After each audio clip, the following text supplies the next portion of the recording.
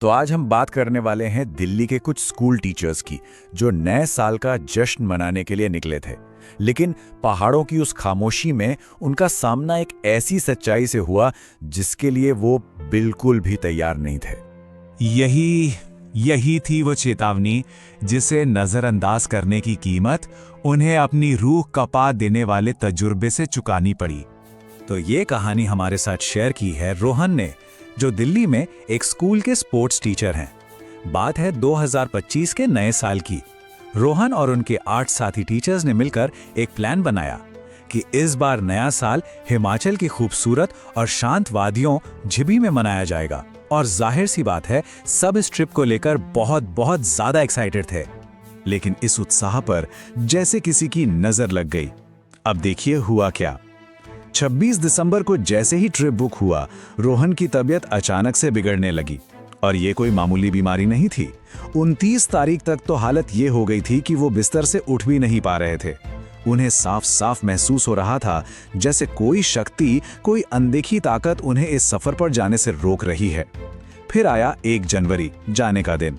शाम 4 बजे तक वो बीमार थे, पर दोस्तों के साथ जाने की जिद ने उन्हें हिम्मत दी। और फिर जो हुआ वो किसी चमत्कार से कम नहीं था। शाम के 7 बजे जैसे ही उन्होंने बस में कदम रखा, उनकी सारी बीमारी मतलब पूरी तरह से गायब हो गई, जादू की तरह। सफर शुरू तो हो गया था, लेकिन उसके साथ ही शुरू हुआ एक ऐसा सिलसिला जो बस और भी भयानक होता जा रहा था। रात के करीब 11 बजे बस एक ढाबे पर रुकी। और माहौल कैसा था सोचिए। घना कोहरा, कड़ाके की ठंड और चारों तरफ बस सन्नाटा। रोहन फ्रेश होने के लिए वॉशरूम में गया, जो उस वक्त बिल्कुल खाली था, एकदम सुनसान। और उसी खाली वॉशरूम में रोहन को ऐसा लगा जैसे उसके ठीक बगल में कोई बहुत भारी भरकम, कोई विशाल सा इंसान खड़ा है। पर वहां कोई नहीं था।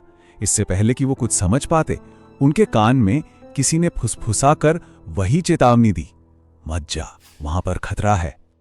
लेकिन इस चेतावनी के बाद भी बस के अंदर का माहौल तो बिल्कुल अलग था। सब दोस्त तेज म्यूजिक चलाकर बस में ही नाच गा रहे थे। आधी रात के करीब 1 बजे दीक्षा को वॉशरूम जाना था, तो उन्होंने ड्राइवर से बस रोकने को कहा। ड्राइवर ने साफ मना कर दिया, बोला कि भाई इस घने जंगल में इस वक्त बस रोकना सेफ नहीं है। पर लड़कों ने एक न सुनी और जबरदस्ती बस रुकवा ही दी। जंगल में रुके मुश्किल से 5-7 मिनट ही हुए होंगे कि दीक्षा अपनी सीट पर अजीब तरह से अकड़ गई। फिर वो अचानक उठी और बस में गिरकर छटपटाने लगी।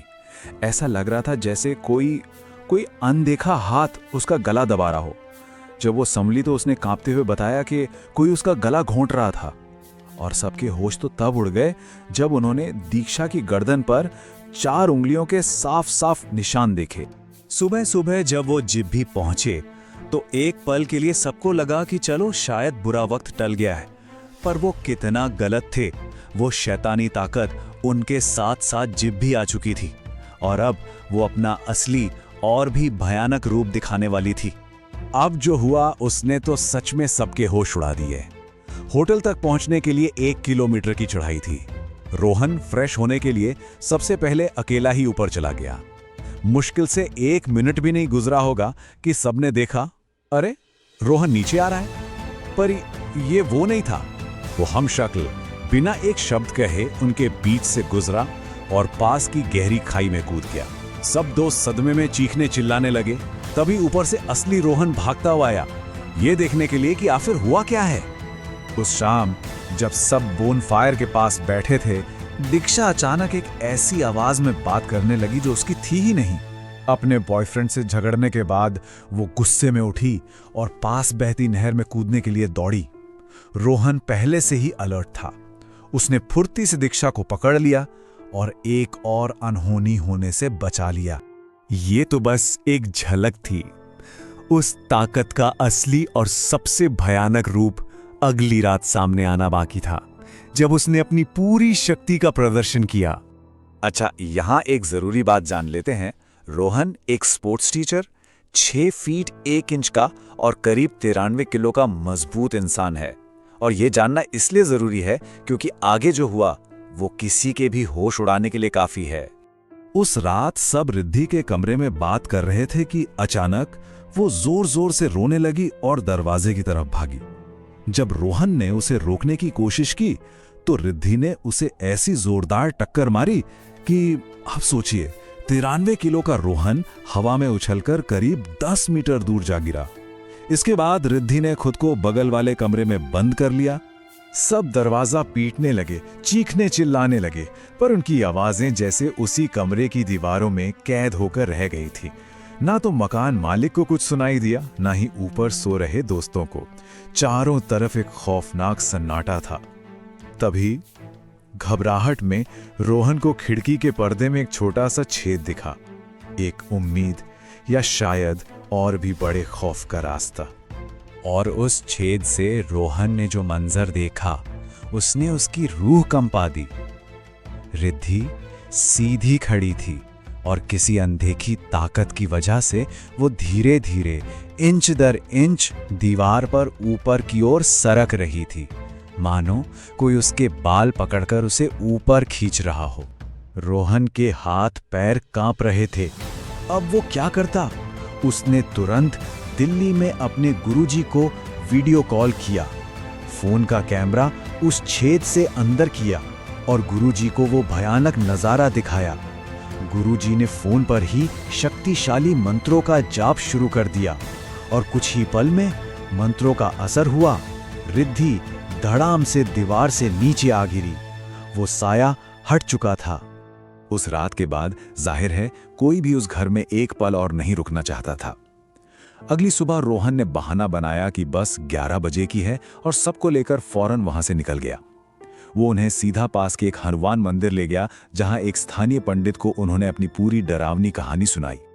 पंडित जी ने सब कुछ बहुत ध्यान से सुना और फिर एक ऐसा सवाल पूछा जिससे सबके रोंगटे खड़े हो गए। उन्होंने पूछा, क्या तुम लोग रास्ते में किसी घने जंगल में रुके थे? जब उन्होंने हां कहा तो पंडित जी ने ध्यान लगाकर बताया कि लड़कियों ने एक पीपल के पेड़ के नीचे गलती कर दी थी। उस पेड़ पर 2 आत्माओं का वास था और वो आत्माएं नाराज होकर दीक्षा और रिद्धि के साथ लग गई थीं और उन्हें अपने साथ ले जाना चाहती थीं। पंडित जी ने बेहद गंभीर होकर बताया कि वो दोनों आत्माएं मंदिर के ठीक बाहर ही उनका इंतजार कर रही हैं। उन्होंने सबको एक कलावा बांधा और एक आखिरी उपाय बताया। उन्होंने कहा, सब एक साथ ये पंक्ति बोलो, जो हमारे साथ हैं तुम यही रह जाओ और हमें जाने दो। और ये कहकर बिना पीछे मुड़े, एक कदम भी पीछे देखे बिना सीधा वहां से निकल जाना है। सबने पंडित जी की बात मानी और बिना पीछे मुड़े वहां से निकल गए। वो सब सही सलामत दिल्ली वापस तो आ गए, लेकिन ये कहानी एक सवाल और एक चेतावनी दोनों छोड़ जाती है। पहाड़ों की खूबसूरती के पीछे कुछ ऐसे भी राज दफन हैं जिनका सम्मान करना जरूरी है। और ये तजुर्बा हमें चीख चीख कर बताता है कि पहाड़ों पर सफर करते समय कुछ गलतियां करने की भूल कभी नहीं करनी चाहिए।